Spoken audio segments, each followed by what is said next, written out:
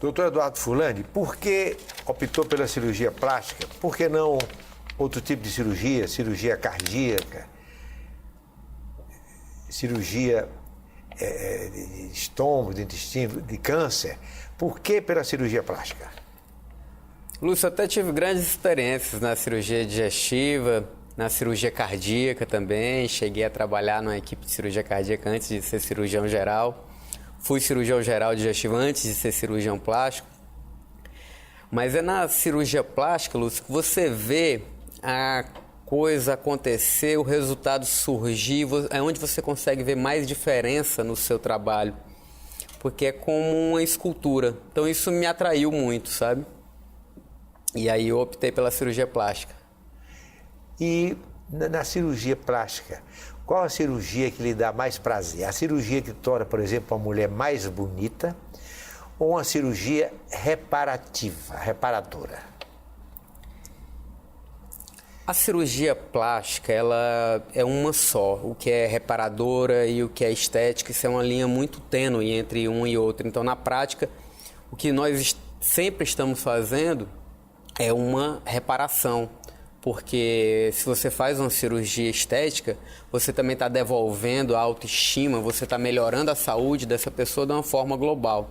Então, eu não costumo muito dividir a cirurgia plástica entre reparadora e estética.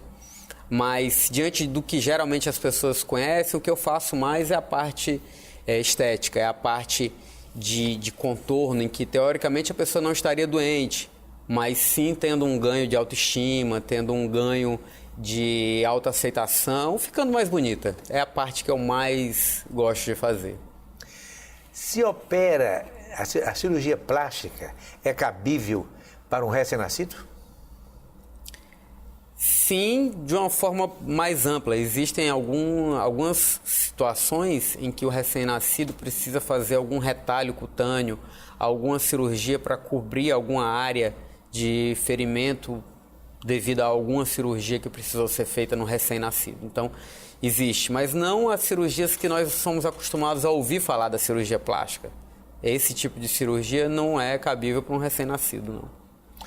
Doutor Furlani, há tempos atrás, um cirurgião plástico, que já desapareceu do nosso convívio, já está lá em cima, ele, no aniversário que ele fazia digamos assim, de cirurgia, de patente, de profissão, de carreira, ele se gabou de não ter tido nenhum óbito. O senhor acha que um cirurgião plástico, é cabível um cirurgião plástico se gabar de que com 10 anos de cirurgia, ou 15 ou 20, ele nunca teve um óbito? Será que é possível se admitir que uma pessoa que vai, uma dama que vai procurar um cirurgião plástico para ficar mais bonita, que ela venha a morrer? Olha, Lúcio, se gabar é um negócio meio chato sempre, né? Então você tem sempre que evitar.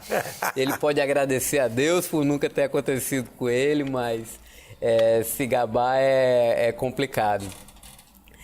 O óbito numa cirurgia plástica, às vezes as pessoas me perguntam, os pacientes me perguntam, tem um risco, posso morrer dessa cirurgia? E o que eu costumo responder é o seguinte, Lúcio. Eu corri o risco de morrer vindo da minha clínica, que é até aqui bem perto, aqui para o estúdio. Porque o mundo é cheio de perigos. O que nós fazemos como cirurgiões, os bons cirurgiões, eles minimizam o risco com todos os procedimentos de segurança possíveis, até ser próximo ao risco que você já corre no seu dia a dia. Então, a maioria dos cirurgiões vai encerrar a carreira sem nunca ter tido um óbito. Mas, eventualmente, algum cirurgião pode acontecer uma fatalidade que aconteceria na fila da padaria, no hospital fazendo a plástica ou em casa dormindo. Isso pode acontecer. Doutor Eduardo, existe alguma parte do rosto que a cirurgia plástica não pode ser feita? Demorei para pensar assim, é porque é difícil, né? Acho que não. Eu acho que existe plástica de quase todas as áreas. A correção da orelha é aconselhável? Aquelas pessoas que têm, é chamada orelha de sei se ábano, um nomezinho assim parecido, que a orelha é maior e descompõe o rosto da pessoa. Muito aconselhável, Lúcio. Esse tipo de procedimento, ele é um procedimento rápido, feito com anestesia local, se preferir com a sedação para ficar dormindo ou não, até totalmente acordado pode ser feito.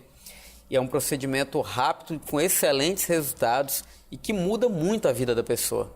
Eu aconselho demais. Quem tem esse tipo de problema, aquela orelha proeminente, né, tecnicamente que nós chamamos de orelha proeminente, popularmente orelha em abano, mas é um procedimento que eu aconselho demais. E desde criança, completou o desenvolvimento da orelha em torno de 5 anos de idade, você já pode fazer o procedimento. É um procedimento com satisfação altíssima dos pacientes. O senhor não acha que a responsabilidade do cirurgião plástico é muito grande, porque a pessoa procura para ficar mais bonita ou mais bonito, já que os homens procuram demais também. E se não conseguir o seu objetivo, elas poderão ficar frustradas e poderão culpar o médico. Afinal de contas, o cirurgião plástico não é um psicanalista ou sequer um psicólogo. Ele é um cirurgião plástico. Então isso não aumenta muito o grau de responsabilidade do cirurgião plástico. É como ele decepcionar a pessoa se a pessoa não conseguir os seus objetivos, os objetivos que a levaram a procurar o cirurgião plástico. Lúcio, esse peso recai sobre os ombros de todos os cirurgiões plásticos. E uma vez eu ouvi de um grande mestre que eu tive, que só sabe o peso do bisturi quem opera. Uma vez que você toca o bisturi na pele de uma pessoa, ela mudou de uma forma indelével, eternamente. Então você assume uma responsabilidade descomunal realmente, que é difícil de lidar com essa responsabilidade. Por isso que o cirurgião plástico leva tanto tempo de formação. A formação média de um cirurgião plástico é de 15 mil horas. Então, só de especialização, depois da faculdade, depois de 6 anos de faculdade. Então, a gente leva muito tempo realmente para conseguir lidar tecnicamente e psicologicamente com essa responsabilidade. E o que nós fazemos no dia a dia é isso, é identificar o máximo possível se aquela pessoa vai se beneficiar realmente daquele procedimento ou se a carga emocional dela, a carga de frustrações, a expectativa está acima ou é diferente do que nós podemos proporcionar. O bom cirurgião, o papel dele também é muito psicológico e muito até psiquiátrico, de identificar, olha, o que nós podemos fazer vai lhe deixar satisfeito, ou o que nós podemos fazer é muito bom, mas não é o que você espera.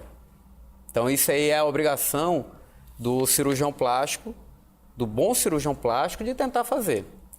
Nem sempre, não são 100% dos casos que ele vai conseguir atingir totalmente a expectativa do paciente. Isso realmente é um problema, mas faz parte.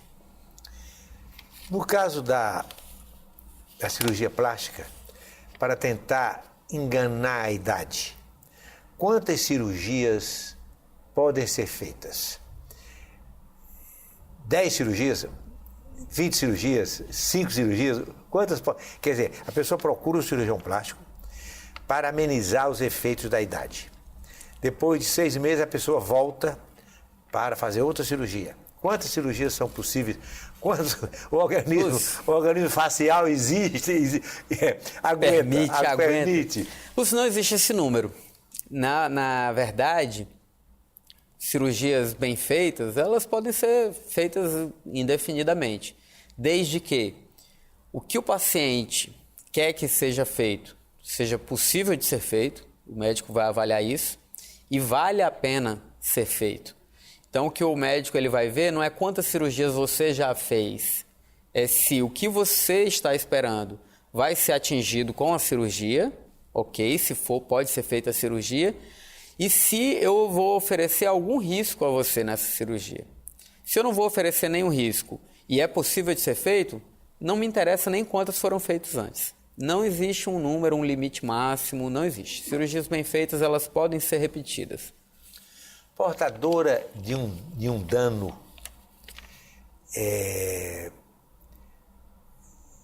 de certa gravidade, ela pode submeter-se à cirurgia plástica. Por exemplo, um cardiopata, uma pessoa com deficiência cardíaca, entendeu? O diabético, existe algum desses males que obstacula, que o médico se nega a fazer a cirurgia plástica? Isso é uma resposta relativa também, sabe, Lúcio? Porque depende do grau de impedimento que a pessoa tem e depende do procedimento que ela precise. Quanto maior o grau de impedimento, menor tem que ser a cirurgia.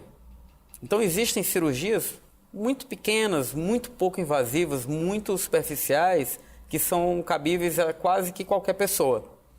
Mas existem cirurgias maiores que a pessoa tem que estar com um bom estado de saúde para poder passar por essa cirurgia. Então o que é avaliado é qual é o seu problema.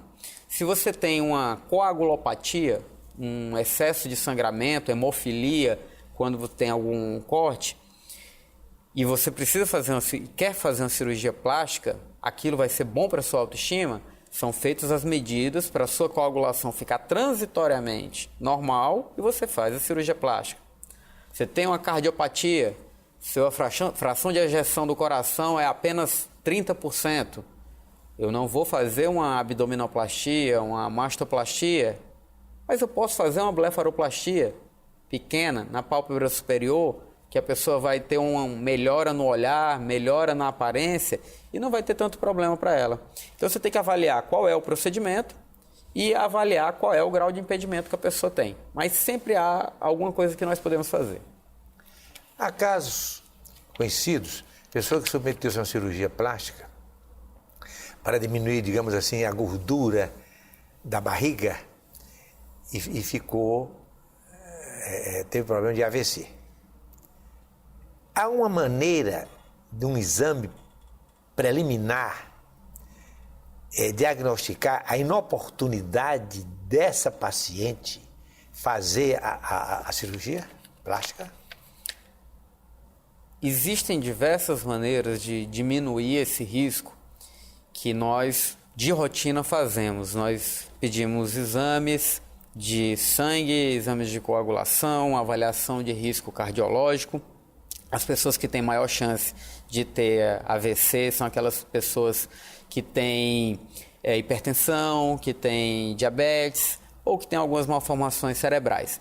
Então, as pessoas que já estão sob esse risco, elas têm que ter esse risco controlado antes da cirurgia, o que minimiza muito a chance disso acontecer.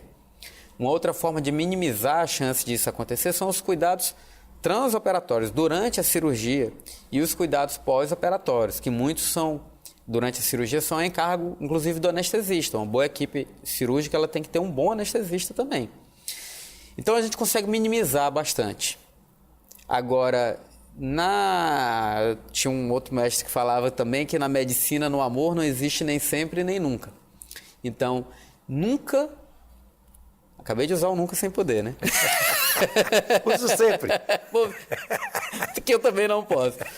Então, você não pode dizer que nunca haverá um problema, nem que ele sempre dará certo. É o único caso que eu posso dizer nunca, é que eu nunca posso dizer isso, certo? Então, sempre haverá uma margem de problema, mínimo que seja, mesmo que esse problema seja tão arriscado quanto, como eu lhe falei, pegar o carro e vir para cá dar uma entrevista. Voltaremos, mas só depois dos nossos benditos comerciais.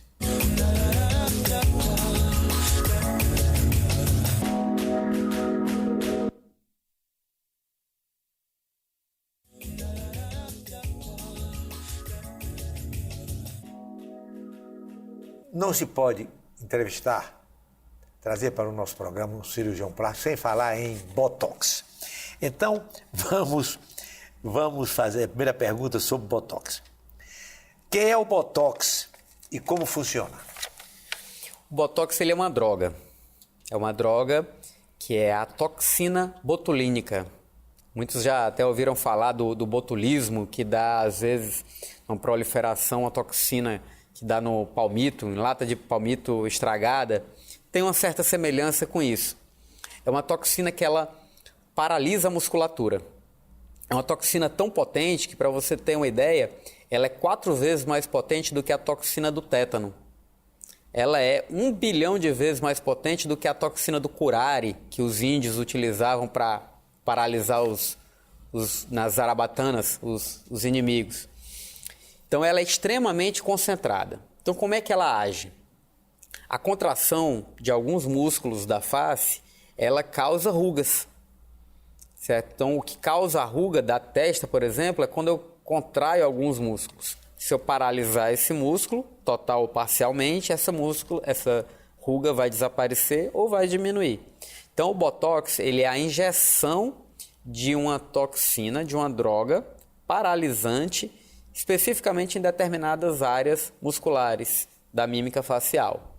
E funciona para diminuir as rugas por causa disso. Qual a diferença do Botox para o preenchimento facial? Me perguntam muito no consultório isso. O Botox, ele vai paralisar a musculatura e assim aquela ruga pode desaparecer. O Botox não tem volume, ele não preenche depressão, nem área nenhuma do rosto. Como o nome já diz, o preenchimento, ele é uma substância que ela vai agir pela forma, pelo volume dela. O preenchimento facial geralmente é feito com ácido hialurônico. Você injeta ácido hialurônico em determinada região e aquela região vai subir, vai abaular, vai aumentar. E o efeito do preenchimento é o efeito de forma. O efeito do Botox é um efeito de função. Muitas vezes se usa combinadamente. Botox ou toxina botulínica em determinadas áreas e preenchimento com ácido hialurônico em outras áreas. Os resultados são naturais? Como provocar o resultado natural? Essa é uma pergunta que a resposta é sim e não. Depende de como você faça. Se você tem botox e preenchimento na mão, você tem uma tela e tem tinta. Você que vai fazer a pintura. Os grupos musculares que eu paralisar e que eu deixar livres e o equilíbrio entre eles é que vai dar ou não a naturalidade. Então, como o profissional utiliza aquele recurso é que vai dar naturalidade. Hoje em dia, nós já estudamos muito isso, já temos técnicas que permitem uma excelente naturalidade, muito mais do que no começo, que nós usávamos em maior quantidade, em áreas maiores. Então, não se tinha tanta essa preocupação com a naturalidade, mas sim tirar a ruga a qualquer custo. Hoje o paciente não quer mais tirar a ruga a qualquer custo. Ele quer ficar bem, quer ficar natural, ainda que em alguma área possa ter uma linhazinha. Então a resposta é que nas minhas mãos sim, fica bem natural.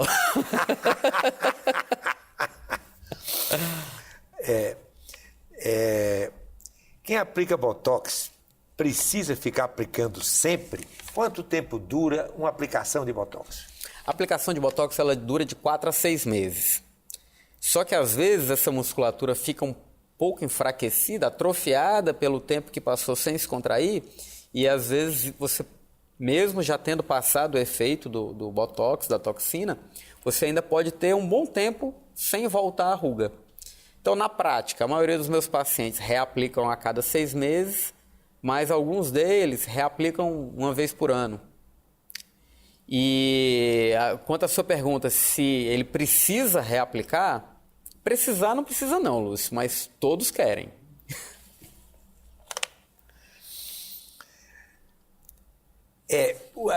Essa aqui você já respondeu. Se pode ser feito junto com outros procedimentos. Você disse que o Botox pode funcionar de um lado e o preenchimento facial do outro. Foi isso mais ou menos? Ou não foi assim que você quis encaminhar? Não é bem assim. Se eu fizer de um lado o Botox... Então eu vou fazer a pergunta como está aqui pela produção. Pode ser feito, aplicar o Botox junto com outros procedimentos? Sim. Eu até falei antes aqui do preenchimento, pode ser feito juntamente, mas não é bem de um lado um Botox, do outro lado o preenchimento, senão eu vou causar uma assimetria. Em determinadas áreas, eu vou fazer de um lado e do outro Botox, e em outras áreas eu vou fazer de um lado e do outro preenchimento. Por exemplo, os sulcos nasogenianos, é muito comum se utilizar preenchimento, não Botox. Na região glabelar e frontal, aí sim, é muito comum utilizar Botox. Então, eu posso, nesse mesmo paciente, utilizar Botox no terço superior e na região chamada de pés de galinha, e usar preenchimentos no sulco nasogeniano, popularmente se chama de bigode chinês. Então, pode ser feito isso sim. Como se pode fazer Botox também junto com outros procedimentos, dependendo da necessidade, com peelings, junto com outras cirurgias. É um procedimento de muito baixa invasividade, sabe, Lúcio? Então ele pode ser combinado com várias outras técnicas. Quem está impedido de aplicar Botox? Bom, existem algumas contraindicações formais, que geralmente são doenças da placa motora. O que é isso? O neurônio ele é como se fosse um fio elétrico que ele vai encostar no músculo e lançar uma descarga para aquele músculo se contrair. O Botox ele vai se interpor entre o fio e o músculo, num lugar chamado de placa motora, não deixando que esse fio, que é o neurônio, dê o estímulo para o músculo. Pessoas que têm doença da placa motora dessa região, que existem algumas doenças tipo miastenia graves, quem tem normalmente sabe, porque já é acompanhado por um neurologista. Se você não faz ideia do que é isso, é porque provavelmente você não tem. Tá? Então essas pessoas não podem aplicar Botox. Mas fora isso, a maioria das pessoas não tem contraindicações ao Botox, assim, contraindicações gerais. Quem não usar o Botox, tem que partir então para a cirurgia? Não. São coisas diferentes. A pessoa pode simplesmente, se não houver necessidade, não fazer nada, pode fazer o Botox, pode fazer a cirurgia, mas algumas coisas que o Botox pode fazer, a cirurgia não pode. E algumas coisas que a cirurgia pode fazer, o Botox não pode. Então o que ela precisa é conversar com um cirurgião plástico para saber o que é o melhor para resolver aquele problema. Por exemplo, sobrancelha caída, rugas aqui na região do pé de galinha. Doutor, o que é melhor para mim nesse caso? É cirurgia ou é Botox? Né? Mas existem diversas possibilidades nesse mundo, sabe, Lúcio? Às vezes a pessoa vai lá atrás de um Botox e o caso dela é para fazer cirurgia. Às vezes vai atrás de fazer uma cirurgia, o caso dela é para fazer um peeling. Às vezes vai atrás de fazer um peeling, ela faz Botox e faz cirurgia. Então, normalmente a pessoa não sabe o que ela precisa.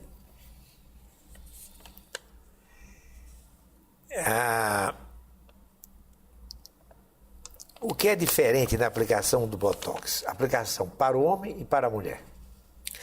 Os grupos musculares e as áreas de aplicação. Por exemplo, com o Botox você mexe no posicionamento e no formato da sobrancelha. Pode não parecer, mas o formato da sobrancelha e o posicionamento, ele dá um ar masculino ou um ar feminino. Então você vai aplicar Botox do mesmo jeito, no homem e na mulher, só que no homem você vai ter que ter um cuidado de fazer em determinadas regiões em que a sobrancelha fique no formato masculino. E na mulher você vai ter outros grupos musculares em que vão exacerbar o formato feminino. Mas os dois podem aplicar. O cuidado tem que ser de manter as feições masculinas ou femininas, dependendo do sexo do paciente.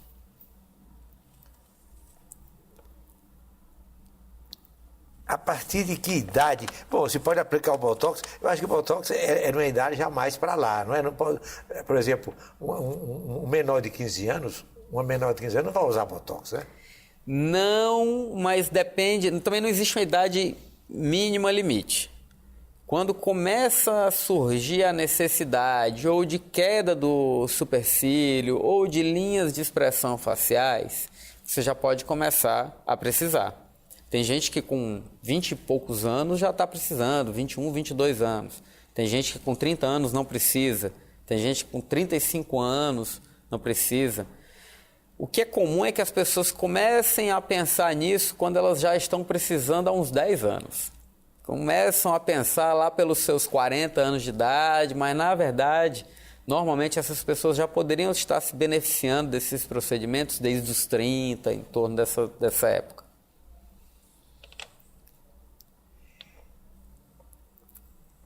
Aqui, essa pergunta você pode se estender mais, eu acho, porque já foi mencionado de leve. Que opções de tratamento facial existem. Nós estamos bem dentro do tema rejuvenescimento. Certo. Falando de rejuvenescimento facial, recentemente eu tive até num fórum de discussão só sobre envelhecimento facial em São Paulo. E os caminhos são quase que infinitos, sabe, Lúcio? Você tem basicamente 3 áreas para abordar: o volume facial, a qualidade do envelope de pele e a flacidez. E cada um desses ramos dá vários procedimentos que podem ser feitos. Então, hoje existem volumizadores que são procedimentos de clínica, de consultório, com anestesia local você faz e injeta e rejuvenesce bastante. Você pode fazer volumização também com enxerto de gordura, que é uma coisa que tem sido assim super badalada na cirurgia plástica do mundo todo. Promete ser o procedimento da década. Ao mesmo tempo, você também tem procedimentos para diminuir a quantidade de pele, desde a cirurgia em que você realmente tira o excesso, reposiciona os volumes, até peelings que fazem retração da pele, tratamentos com infusão de gás carbônico. Existem vários elementos. Então, a quantidade de procedimentos é quase que infinita. O cirurgião, ele bola uma estratégia para esse paciente. O que ele precisa mais? Se ele precisa de volume, de correção de flacidez, então eu vou começar aqui fazendo um botox, vou melhorar a pele fazendo um peeling, vou fazer um lifting facial pequeno para tirar essa região que ele estava com excesso de pele e vou complementar com um enxerto de gordura facial. Isso foi um planejamento. Outras pessoas vão precisar de um outro planejamento. Vamos fazer aqui um preenchimento facial, um peeling e um enxerto de gordura e não vai precisar da cirurgia. Isso é uma estratégia complexa. Isso é como um técnico que vê os elementos que ele tem no time dele e vê quem é o adversário. E ele vai montar a estratégia dele de jogo de acordo com o que o adversário demanda de necessidade e com as peças que ele tem. O que o bom cirurgião tem que ter é ter a melhor qualidade de atores, é conhecer as melhores técnicas para saber quais empregar em cada paciente. Mas isso aí é um tema que a gente quiser passar a tarde e a noite conversando, aí vai longe. Por falar em time, Pelé só teve um. E Ivo Pitangui só tem um mesmo? Olha, o Ivo Pitangui é uma figura fantástica. Se você parar para conversar 5 minutos com ele, você sai apaixonado pela figura, de um carisma assim, fenomenal. E ele conseguiu reunir esse carisma fenomenal com a grande técnica cirúrgica, com o estar na hora certa, no lugar certo, com uma abnegação, com a dedicação fantástica que ele teve a vida toda. Até com quase 90 anos ele ainda estava operando. Então, eu acho que dificilmente alguém vai reunir tudo isso. Pode ter um cirurgião melhor que ele, pode ter um cirurgião mais carismático que ele e pode ter um mais sortudo que ele. Agora, as 3 coisas eu acho que é ele e o Pelé, eles... Até domingo!